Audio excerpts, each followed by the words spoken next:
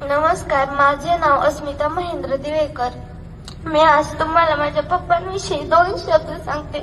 माझ्या पप्पांकडे जरी कधी 20 रुपये 15 रुपये असले ना तरी माझे पप्पा मला बोलतात की मला ठेव तुझ्याकडं, कशाला होतील. पेन नसला तर एखाद्या वेळेस पेन घे.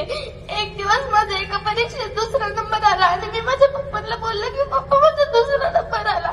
माझे पप्पा मला बोलले की बाळा नंबरवर काही नसतं, तुझा 2रा नंबर आले ना हेच माझ्यासाठी खूप मोठे.